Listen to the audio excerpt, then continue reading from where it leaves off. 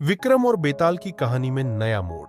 राजा विक्रमादित्य ने बेताल को फिर से पकड़कर अपने कंधे पर डाल लिया और चुपचाप श्मशान की ओर चल पड़े।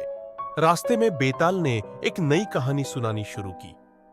राजन, एक नगर में एक अत्यंत बुद्धिमान और पराक्रमी राजा राज्य करता था, लेकिन उसकी एक अजीब आदत थी।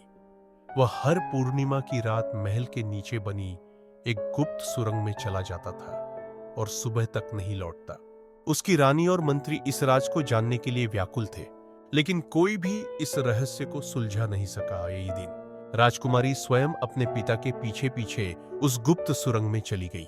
वहां उसने जो देखा उससे उसकी आत्मा कांप उठी। उसके पिता के शरीर से एक अलग छाया निकलकर एक सिंहासन पर जा बैठी और उसके चारों ओर कई अजीब आकृतियां झूमने लगी। वह कोई और नहीं बल्कि स्वयं बेताल था। यह सुनते ही राजा विक्रमादित्य ठिठक गए। उन्होंने बेताल से पूछा, क्या तुम यह कहना चाहते हो कि वह राजा भी किसी बेताल का वश था? बेताल हंसते हुए बोला, राजन, क्या तुमने कभी सोचा है कि मैं कौन हूं? मैं केवल एक प्रेत मात्र नहीं, बल्कि एक श्रापित योद्धा हूं, जो किसी समय तुम्हारी ही तरह एक पराक्रमी राजा था। लेकिन मैंने एक भूल कर दी और मुझे इस श्राप का भागी बनना पड़ा। विक्रम की रुचि अब बढ़ गई थी। क्या वह भूल थी?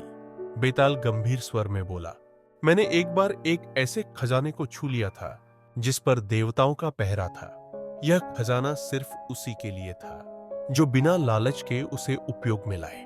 लेकिन मैं उसमें अपना लाभ खोजने लगा और मुझे यह भूत रूप मिल गया। विक्रम अब कुछ सोच में पड़ गए। तो क्या मैं भी इस रहस्य को जानकर किसी श्राप का भागी बन सकता हूं? बेताल ने उत्तर दिया, यदि तुम लोभ में पड़े तो हां, पर यदि तुम सत्य का साथ दोगे तो मैं तुम्हारी मदद कर सकता हूं। क्या विक्रम इस रहस्य को और गहराई से जानने का प्रयास करेगा या फिर वह बेताल को छोड़ देगा?